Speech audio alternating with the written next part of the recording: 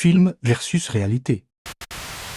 Semaine du cinéma positif au Festival de Cannes. Jacques Attali, président de Positive Planète, Éric Judor, le parrain de cette semaine. D'abord, Éric, un mot quand même.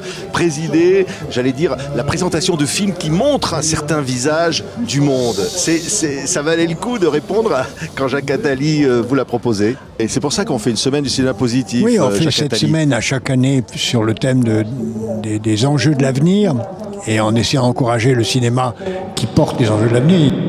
Voici un parfait exemple du cinéma qui porte les enjeux de l'avenir, avec le film Problemos, sorti en 2017, joué par Éric Judor.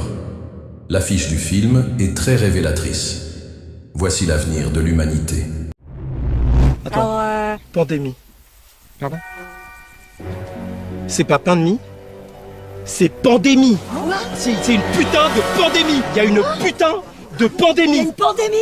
T'es débile, toi. Une pandémie, c'est Elle une est pandémie. débile, elle est débile. Quoi. Il a écrit plein de C'est une pandémie. Il y a une énorme différence. C'est quoi cette pandémie là? Ça va. C'est pas vrai. Depuis 4 jours, il n'y a plus du tout de signal nulle part, même en Russie. Non mais sérieusement, vous allez croire des infos que vous voyez sur internet? Non mais j'hallucine. C'est la fin de l'humanité, hein. C'est une catastrophe naturelle, c'est pas chez nous. C'est une pandémie, Maëva. Putain de merde. Comment c'est possible d'avoir un portable et de rien avoir remarqué?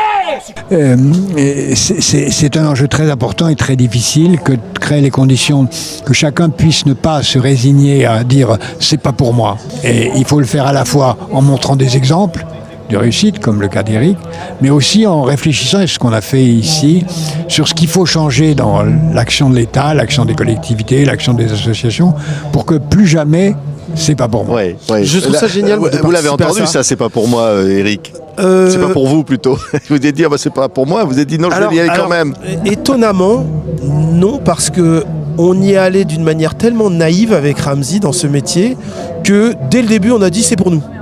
Vous l'aurez compris, le rôle d'Éric et Ramzy ne s'arrête pas uniquement à amuser la galerie. Ce sont des agents du système, en mission pour préparer notre avenir, comme par exemple avec le film Seul Tout, sorti en 2008.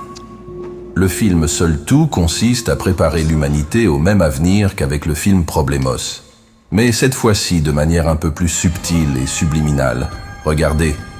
Dans ce film sorti en 2008, on nous montre la ville de Paris complètement dépeuplée comme lors de la mise en quarantaine en 2019. Il y a un problème là. Mais il n'y a pas que ça. Dans le film Seul Tout, Éric Judor joue le rôle d'un policier qui a toujours besoin de s'injecter un médicament. Mais à cause de sa phobie des piqûres, il doit demander de l'aide à son voisin de palier pour lui faire ses injections.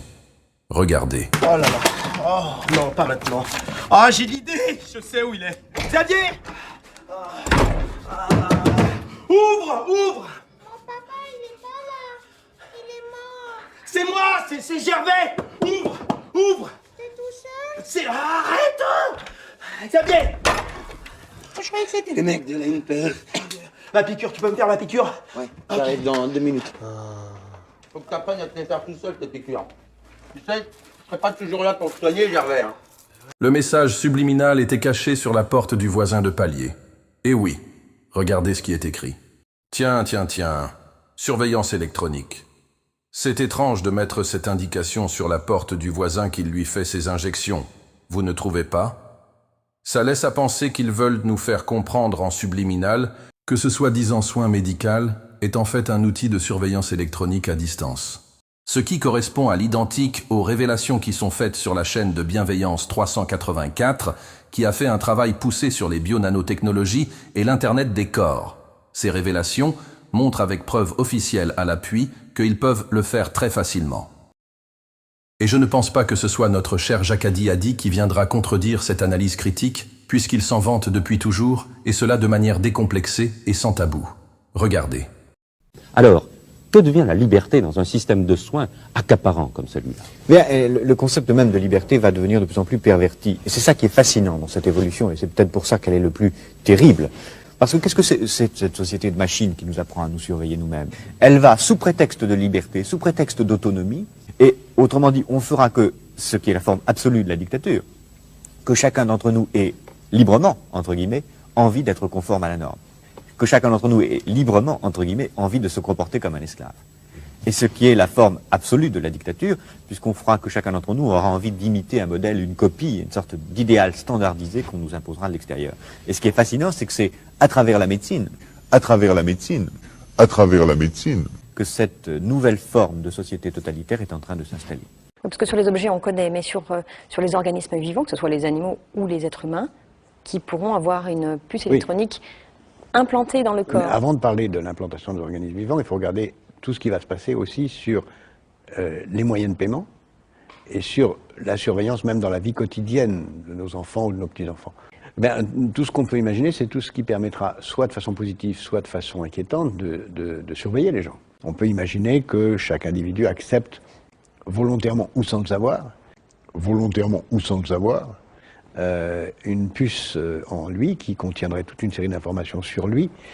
Il écrivait en 2009 « L'histoire nous apprend que l'humanité n'évolue significativement que lorsqu'elle a vraiment peur. Une pandémie majeure fera alors surgir, mieux qu'aucun autre discours humanitaire ou écologique, la prise de conscience de la nécessité d'un altruisme, au moins intéressé.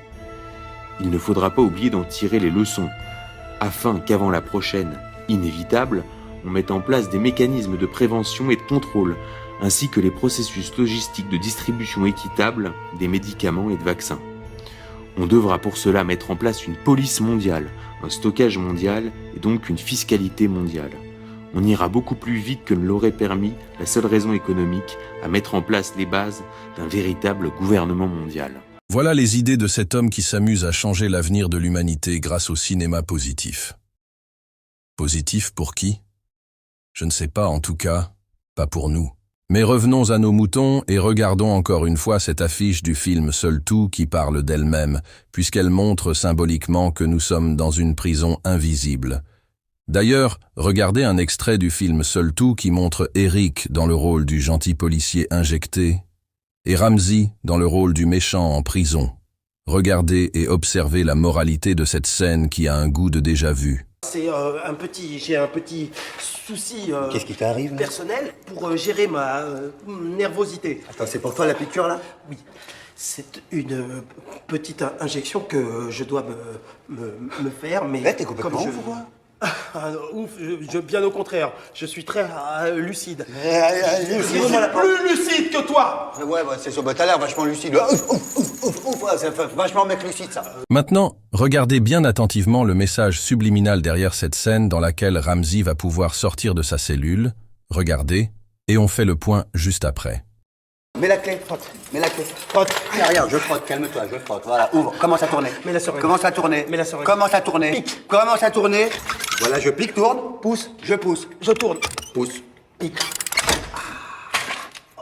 Et ben voilà. Et voilà mon gars, je t'ai bien roulé. Allez, à plus. Tu viens quand même tous les jours à 16h pour pointer, hein. D'accord, attends-moi bien, 16h, c'est sûr. Voilà le message caché de cette scène horrible. C'est que la clé qui ouvrira la porte de cette prison invisible, c'est la piqûre. Voilà le but des films d'Eric et Ramzi. Préparer notre avenir. Jacques Attali et Éric Judor, parrain de cette semaine du cinéma positif, et Jacques Attali ici au Festival de Cannes, et TV5 Monde très fier d'être partenaire de cette belle opération pour encourager ce cinéma-là qui nous inclut, qui nous réunit. Merci à tous les deux. Merci beaucoup, merci Jacques.